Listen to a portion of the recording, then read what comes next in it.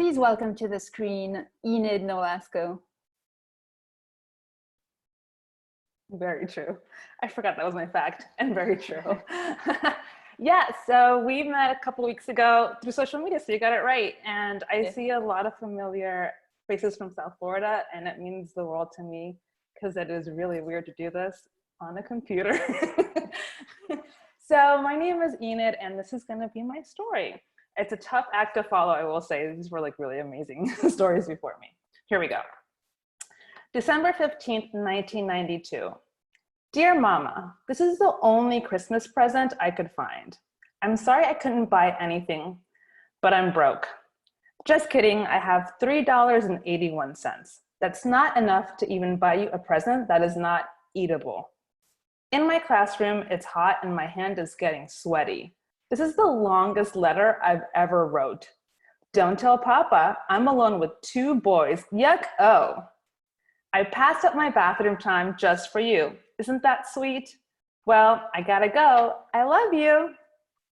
That was a letter that I wrote when I was 9 years old, and it says so much about me at 36. Number 1, any gift that's food is the best gift to give me. Number 2, I hate getting sweaty, probably swim related as well.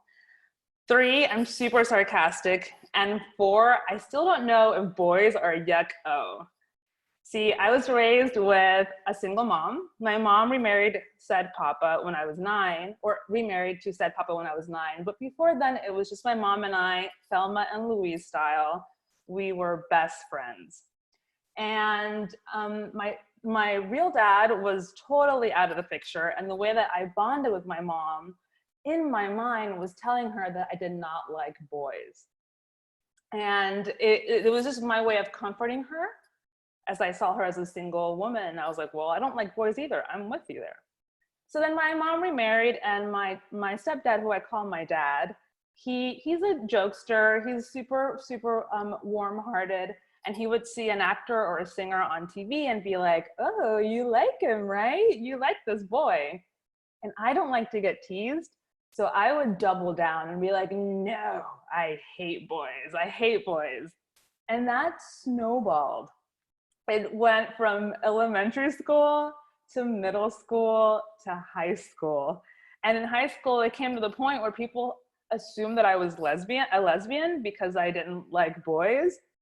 And then I would have my friends come out of the closet to me. They would ask me for advice of like, oh, you know, I'm gay or I'm lesbian, what do I do?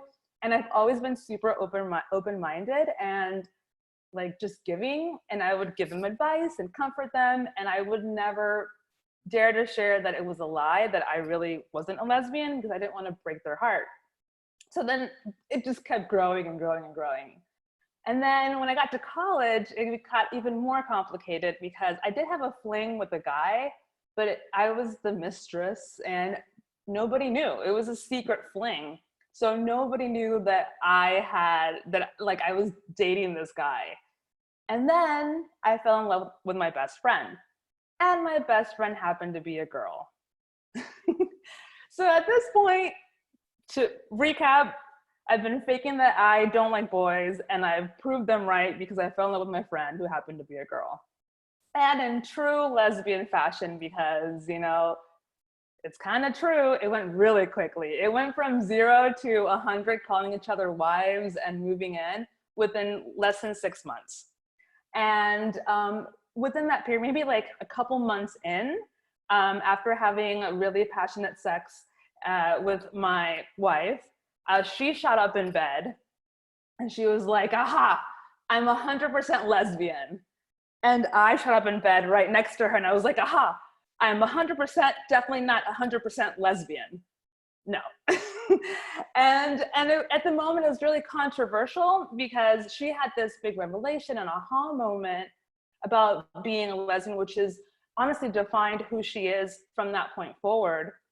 And for me, I was just very confused. She was really happy to find who she was, and I was just really unhappy to be confused. Because at that time, this was 10 plus years ago, you were either lesbian or gay. Of course, there were all the other ones, but it wasn't as common as it is now.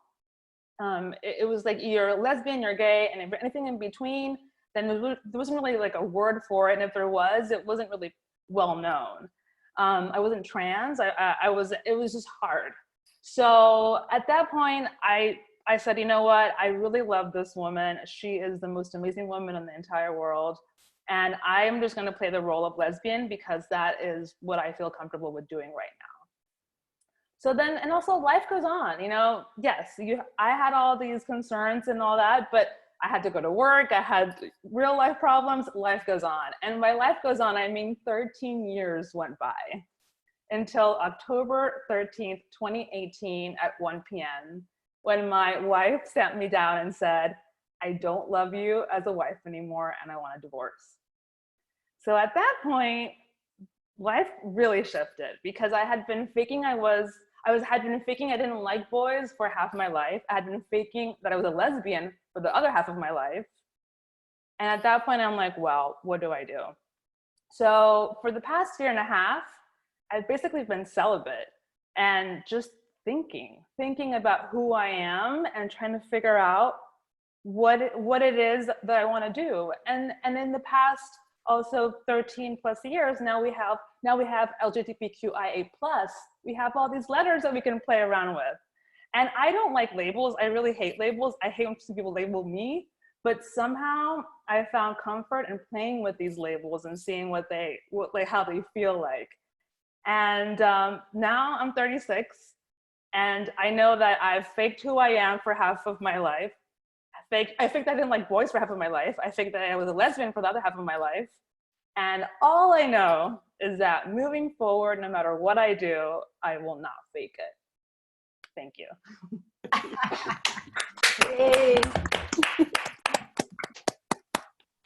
Ine Nolasco.